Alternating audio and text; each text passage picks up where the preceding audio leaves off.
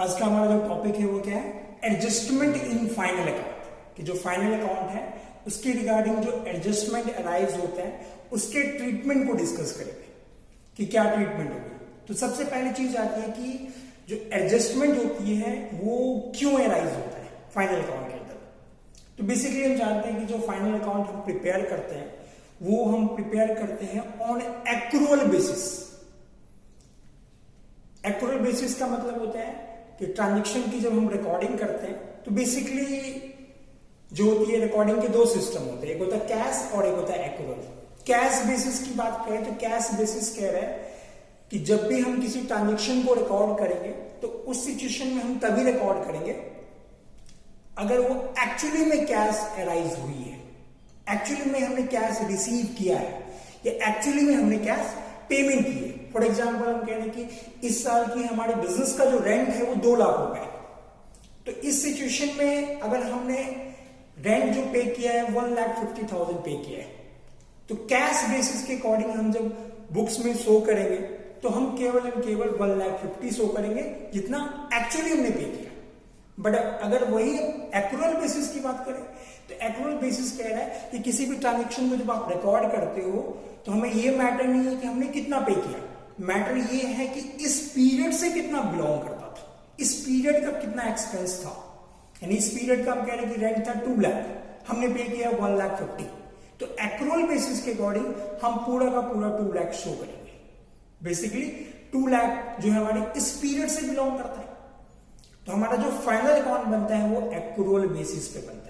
But क्या होता है कुछ सिचुएशंस में जब हम ट्रांजेक्शन की रिकॉर्डिंग करते हैं वहां पर ट्रांजेक्शन की रिकॉर्डिंग हम कैश बेसिस पे कर देते हैं। तो कैश बेसिस पे कर देते हैं बट हमारा फाइनल अकाउंट बनता है एक्रूअल। तो उस सिचुएशन में क्या होता है उन सारे आइटम को हमें एडजस्ट करना पड़ता है।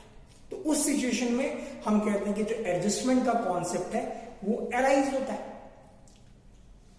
अब क्वेश्चन रेज ये होता है कि जो एडजस्टमेंट का जो आइटम है उनका ट्रीटमेंट कैसे करते हैं। तो सबसे पहली चीज तो ये याद रखना कि एडजस्टमेंट का जो भी आइटम है उनको हम 2 जगह शो करते हैं, या तो ट्रेडिंग अकाउंट में दिखेगी, नहीं तो प्रॉफिट लॉस में दिखेगा, नहीं तो तीसरी चीज बैलेंस शीट में दिखेगी। यानी 2 जगह हमेशा शो किया जाता है किसी भी एडजस्टमेंट के आइटम को। तो हमें यह पता होना चाहिए कि जितने भी आइटम ऑफ एडजस्टमेंट है उनको हम कहां कहां शो करेंगे और क्यों शो करेंगे।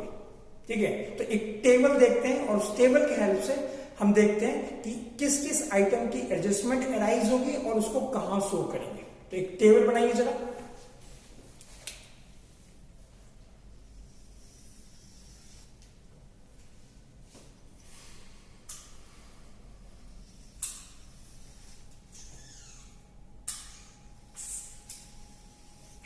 इस टेबल के अंदर सबसे पहला आइटम जो होगा हमारा ये होगा item of adjustment. Item of adjustment.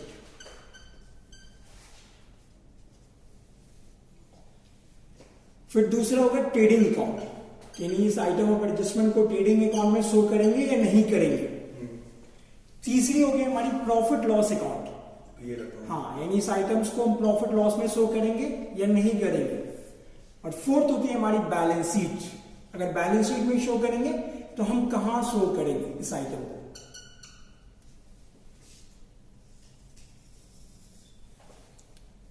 तो ये टेबल है, इस टेबल के अंदर हम जितने भी आइटम ऑफ एडजस्टमेंट है और उसका जो ट्रीटमेंट है उसको डिस्कस करेंगे। तो सबसे पहला आइटम आता है हमारा क्लोजिंग स्टॉक। क्लोजिंग स्टॉक हमेशा जो होता है ये एडजस्टमेंट का आइटम होता है।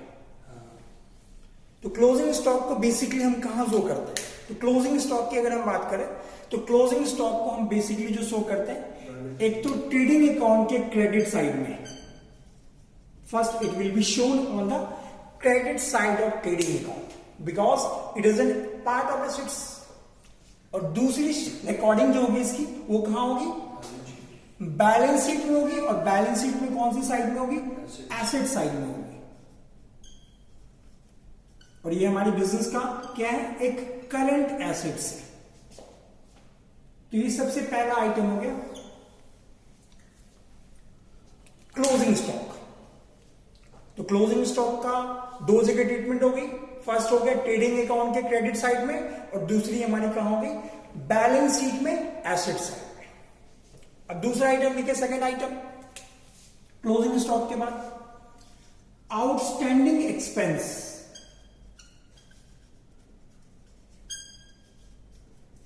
देखिए आउटस्टैंडिंग एक्सपेंस का मतलब क्या होता है, बिजनेस के वो सारे एक्सपेंस जो ड्यू है, अभी तक हमने पे नहीं किया।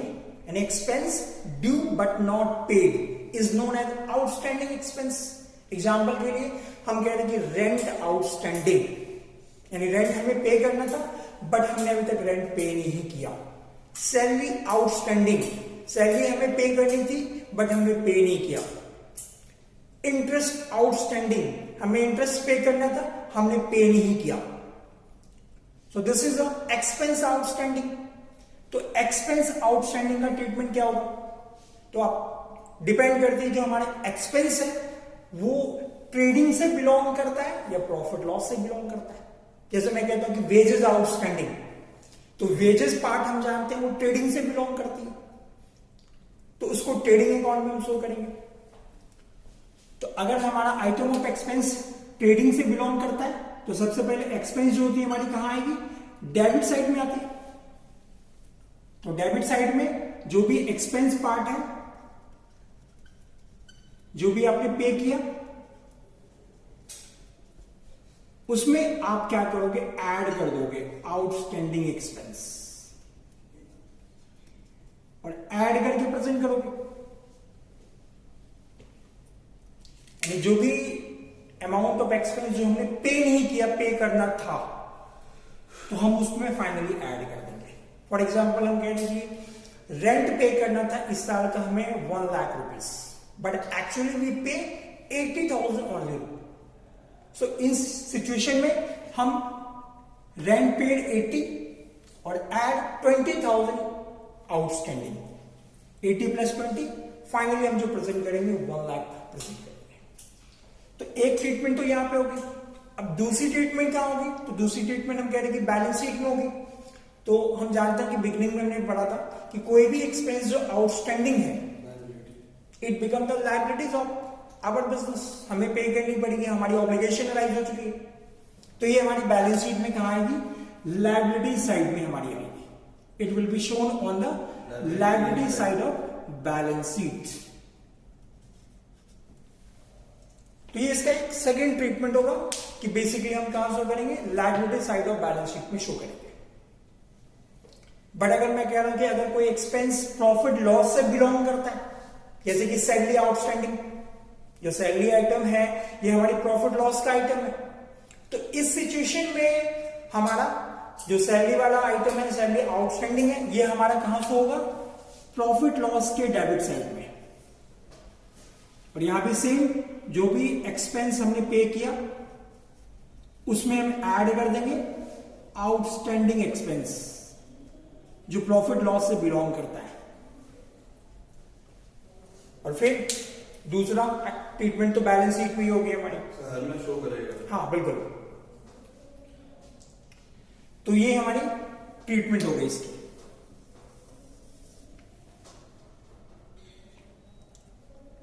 फिर इसके बाद तीसरा आइटम आता है प्रीपेड एक्सपेंस।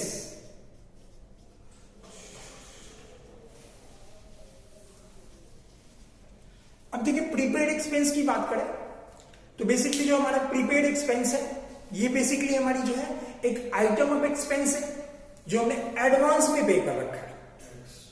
एग्जाम्पल के लिए हमने टैक्स पे कर रखा है, इंश्योरेंस प्रीमियम हमने पे कर रखा है, रेंट पेड इन एडवांस कर रखा है।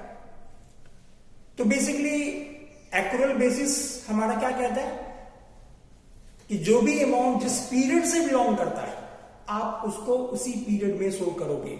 इट मीन्स कि इस साल का रेंट है 1 लाख बट हमने पे किया है 1,20,000, तो as per the accrual concept हम 1 लाख ही दिखाएंगे। तो इसको हम कैसे प्रेजेंट करेंगे, 1,20,000 लेस 20,000 यानी 1 लाख रुपीज हम शो करेंगे एज ए एक्सपेंस के रूप में। तो यहां भी हमारा क्वेश्चन रेज ये होता है कि जो हमारा प्रीपेड एक्सपेंस है वो या तो ट्रेडिंग से बिलोंग कर सकता है, नहीं तो प्रॉफिट लॉस से बिलोंग कर सकता है, तो किसी से भी बिलोंग कर सकता है। अगर हम कह रहे ट्रेडिंग से बिलोंग करता है तो एक्सपेंस से तो हमेशा कहां आएगा, डेबिट साइड में आएगी। और इसमें सपोज हम कह रहे हैं कि जो भी एक्सपेंस है जो एक्चुअली हमने पे किया, सपोज हमने एक्चुअली पे किया 1,20,000 और उसमें हम कह रहे हैं कि एडवांस पार्ट है 20,000, तो हम उसको लेस कर देंगे, less prepaid expense, less prepaid expense 20,000 और उसको नेट करके यानी 1,00,000 फाइनली हम शो करेंगे। तो इस तरीके से जो है हमारा जो रिमेनिंग पार्ट है वो बेसिकली शो की जाएगी। तो एक ट्रीटमेंट तो हम यहां करेंगे कि डेबिट साइड में जो भी एक्सपेंस है उसमें से प्रीपेड वाला पार्ट माइनस कर देंगे, क्योंकि फ्यूचर से बिलोंग करता है, इस साल तो हम दिखा नहीं सकते, so we will deduct it. अब प्रीपेड एक्सपेंस है यानी हमने एडवांस में चीजों को पे कर रखा है, तो कोई भी चीज अगर हम एडवांस में पे करते हैं तो हमारी बिजनेस के लिए क्या होता है, एक एसेट्स होती है, because we have right on such things. तो इसको हम दूसरी जो ट्रीटमेंट शो करेंगे कहां शो करेंगे, बैलेंस शीट में एसेट साइड में इसको शो करेंगे। और ये भी बिजनेस का क्या है, हमारा एक करंट एसेट्स है। तो सेकेंड ट्रीटमेंट जो होगी इसकी कहां होगी, हमारी बैलेंस शीट में एसेट साइड में इसकी सेकेंड ट्रीटमेंट होगी।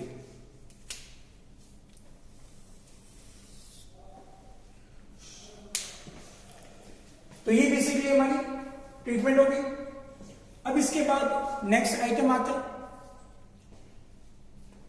तो अगले आइटम की अगर हम बात करें तो नेक्स्ट जो आइटम है हमारा वो है एक्रूड इनकम, यानी कोई भी इनकम जो ड्यू हो चुकी है बट हमने रिसीव नहीं किया, and just like outstanding expense की तरह। बट ये था एक्सपेंस हमें पे करना था बट हमने पे नहीं किया। बट एक्रूड इनकम क्या है, हमें रिसीव करनी थी, हमने रिसीव नहीं किया, दिस इज एक्रूड इनकम।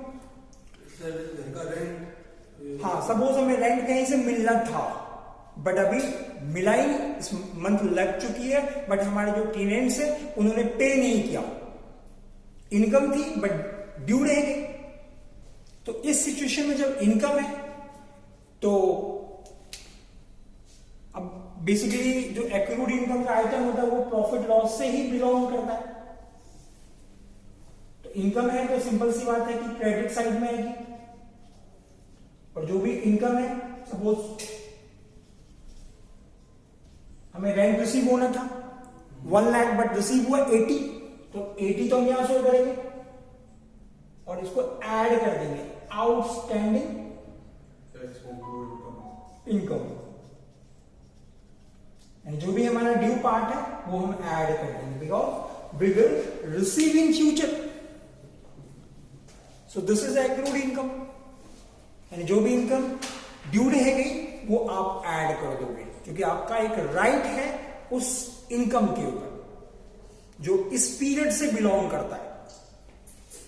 अब इसकी दूसरी ट्रीटमेंट कहां होगी, बताइए कहां होगी दूसरी ट्रीटमेंट।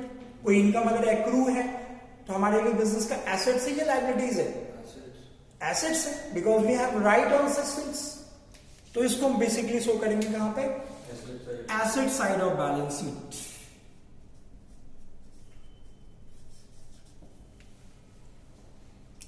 तो ये इसका ट्रीटमेंट होगा हमारा। हाँ, अब इसके बाद नेक्स्ट आइटम आते हैं। तो नेक्स्ट आइटम लिखिए इसके बाद,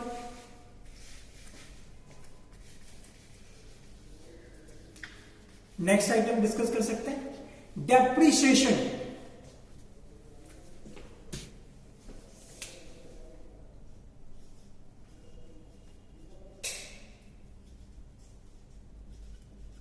अब देखिए बिजनेस में क्या होती है, डेप्रिसिएशन की बात करें तो डेप्रिसिएशन क्या होता है, एक पार्ट ऑफ एक्सपेंस होता है। जब भी हम किसी भी एसेट्स को यूज करते हैं लॉन्ग टाइम तक, तो लॉन्ग टाइम तक यूज करने की वजह से एक एसेट्स की वैल्यूज क्या होती है, रिड्यूस होती है, जिसको हम डेप्रिसिएशन कहते हैं। और डेप्रिसिएशन जो होती है हमारे बिजनेस के लिए एक पार्ट ऑफ एक्सपेंस होता है, और ये भी कौन सा एक्सपेंस है, नॉन कैश एक्सपेंस है। मशीनरी, हाँ, अगर फैक्ट्री मशीन पे हमारी डेप्रिसिएशन लगी तो हम उसको कहां शो करेंगे, ट्रेडिंग अकाउंट के डेबिट साइड में। बट हम कह रहे ऑफिस कंप्यूटर है उस पर डेप्रिसिएशन लगी तो इसको हम कहां शो करेंगे, बेसिकली हमारी जो है जो फैक्ट्री मशीन है, मशीन में यूज कर रहे हैं, और मैंने बताया था मशीन से रिलेटेड यानी फैक्ट्री से रिलेटेड जो भी एक्सपेंस है वो ट्रेडिंग में जाता है। सो दैट्स रीजन की वजह से बेसिकली हम ट्रेडिंग अकाउंट में डेप्रिसिएशन को शो करेंगे अगर हमारा डेप्रिसिएशन गिर रहे हैं फैक्ट्री मशीन पे।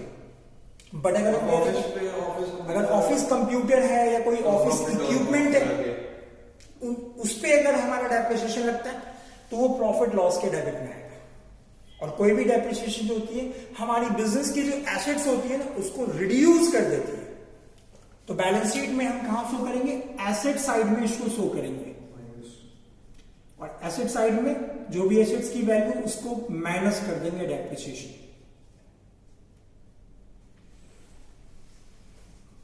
और डेप्रिसिएशन माइनस करके जो वैल्यू आती है उसको बेसिकली हम क्या कहते हैं? Return down value, WDV value.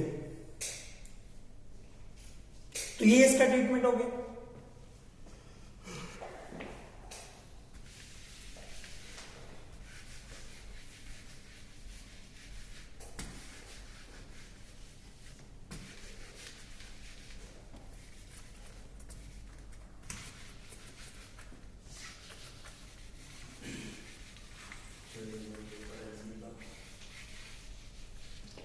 फिर उसके बाद हमारी आती है एडवांस इनकम।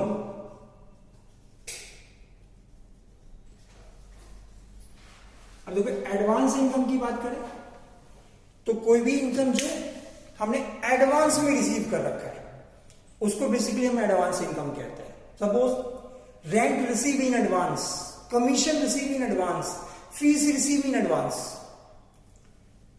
हम कह रहे कि इस साल की रेंट थी 1 लाख रुपए, बट हमने रिसीव कर लिया 1,20,000। इट मीन्स कि हमने 20,000 एडवांस में रिसीव कर रखा है। But as per the actual concept हम जो आइटम ऑफ एक्सपेंस या आइटम ऑफ इनकम को शो करेंगे वही शो करेंगे जो इस पीरियड से बिलोंग करता है, यानी जो फ्यूचर का है उसको हम डिडक्ट कर देंगे। तो इनकम है तो बेसिकली हमारी कहां आएगी? क्रेडिट साइड में आएगी। और जो भी हमारी इनकम है जो हमने एक्चुअली रिसीव किया उसमें से एडवांस वाला पार्ट हम डिडक्ट कर देंगे, यानी जो भी एडवांस इनकम है वो हम डिडक्ट कर देंगे। डिडक्ट करके जो बेसिकली पार्ट आएगा वो बेसिकली शो किया जाएगा इसमें।